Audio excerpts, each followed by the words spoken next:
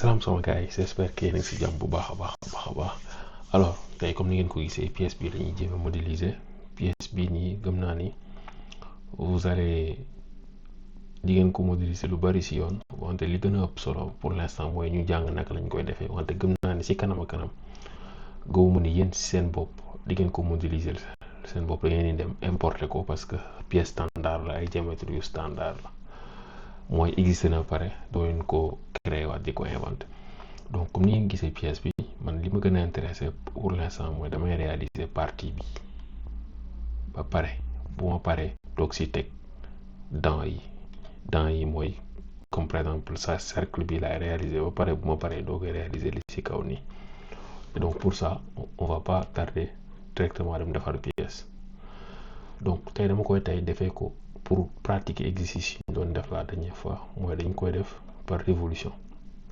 donc dañuy choisir suñu ay traits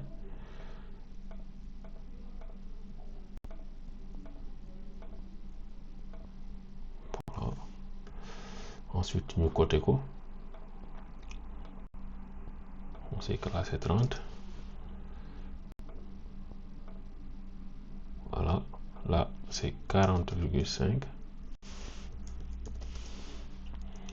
ensuite diamètre bu mag a mag biñ bëgg a defar pour l'instant c'est diamètre 25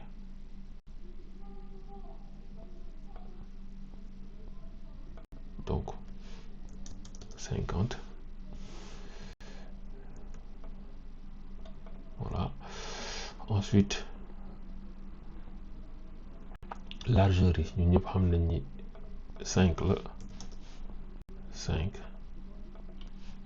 am na loo xam ne nag am mauvaise habitude la parfois dama koy def mooy côté bi duma ko xëcc ba mu leer quoi alors que normalement j'aurais dû le voilà def ko ba mu leer et là lenn rek moo des mooy def cotation wu soit pièce bi comme ni ko dessin bi defee ma def 20 voilà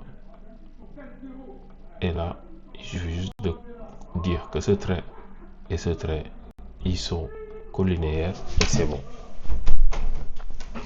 Voilà, on valide, on sort notre esquisse, on va sur fonction révolution et là automatiquement c'est fait. On a quasiment fini cette première partie mooy intérieur pièce bi. Maintenant dañuy sélectionner face bi ñu ñëw def fa esquisse bu ñu defee esquisse man pignon bi nekk ci dent bi nekk ci axe bi laay jéem a réaliser donc pour réaliser ko simple na ce que je fais c'est que damay njëkk a tracer sama axe de construction mën naa def bi ci kaw ko mën naa def bi donc sélectionner naa bi voilà donc dañuy sélectionner ligne voilà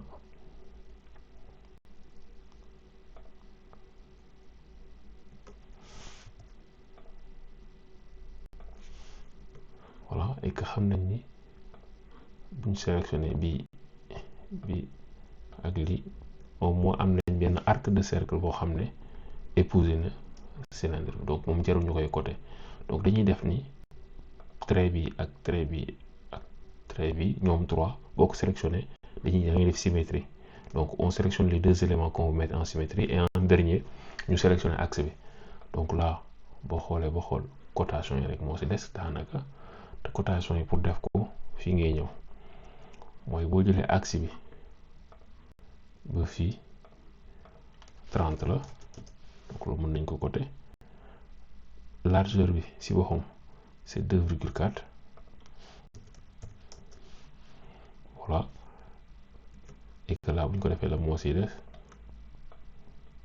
voilà yaatuwaay bi te yaatuwaay bi ñëpp xam nañ ni c'est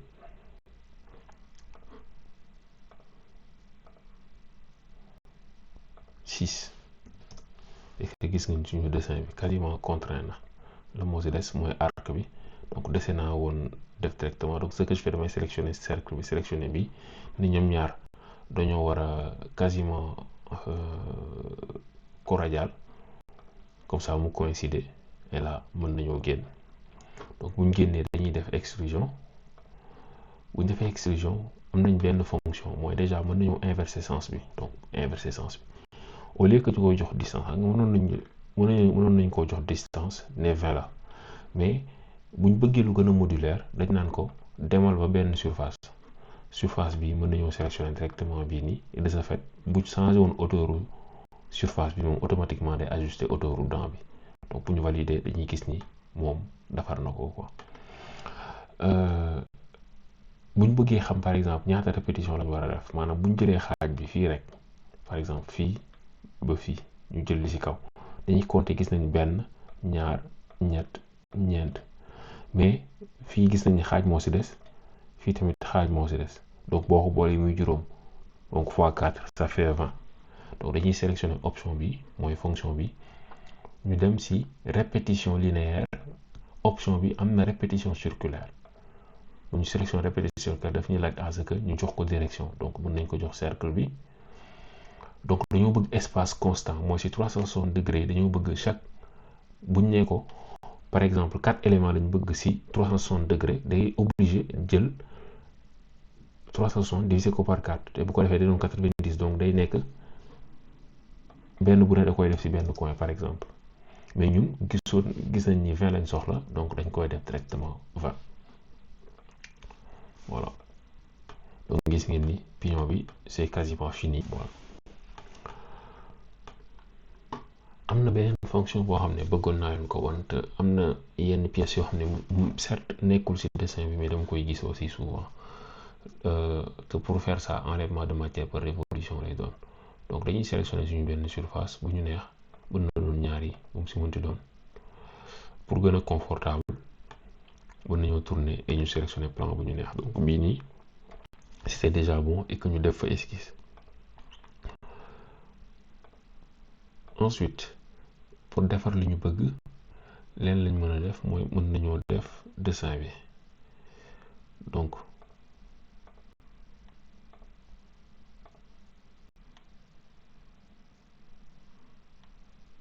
benn sens bi laa ko bëggee.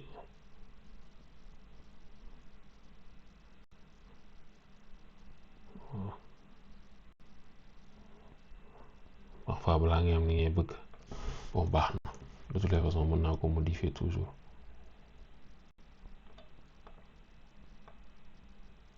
Je peux toujours modifier comme je veux.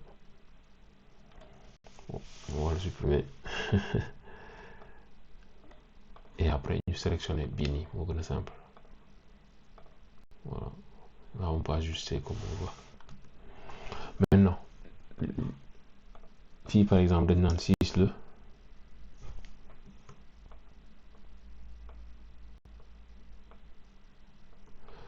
et que beneen bi par exemple fii nii 3.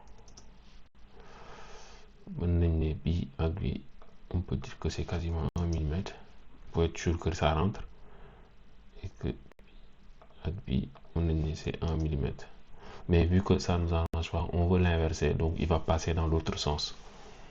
Voilà, et que la moo des léegi mooy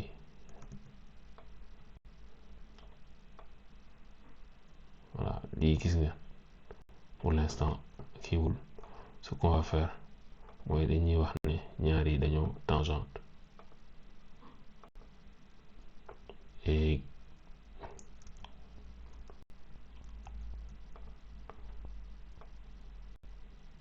waaw nañ ko def muy xaw a yor benn forme wu particulier.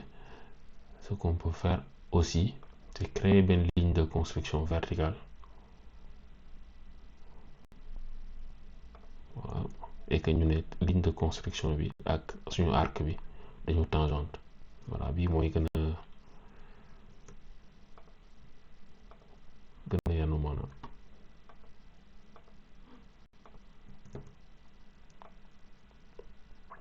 waaw moom dafa vertical.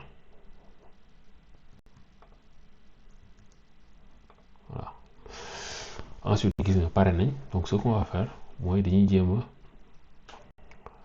def li ñuy woowee enlèvement de matière par révolution. Donc naturellement moom du xam lan lay def, donc axe bi ñun axe bi lañ bëgg mu tourner autour, et que esquisse bi ñu wax la.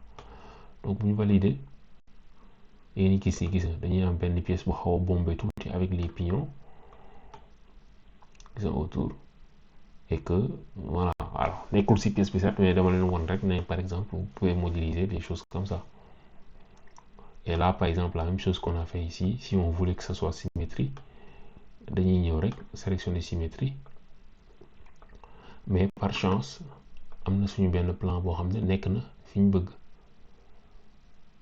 Non plan bii la gis nga xam nga nekkul fi ñu bëgg. Ce qu'on va faire mooy gis nga boo dee sélectionné bii gis nga fi mu koy def arrangé wu la donc ça va pas marcher voilà. Mais on aurait pu faire autre chose mooy au lieu de sélectionner ça mais ñu sélectionner waale lii sélectionner waale bossage bi et comme ça bu ñu valider automatiquement daf ñuy defal pion yi ñu bëgg. Mais daa am lu ñu fàtte moo tax marché wul mooy dañ see boole waale wul révolution bi et bu ñu ko si boolee dangay gis ni pièce bi day complet et que ñaari côté yëpp dafa bombé et que c'est à peu près comme on veut. Donc bu ñu bëggee def coupe mën nañoo sélectionner plan bu ñu neex ñu valider pour xool coupe bi xool à l'intérieur de la pièce comment c'est. Voilà donc sur ce guys on se dit à la prochaine rek pour yeneen pièce.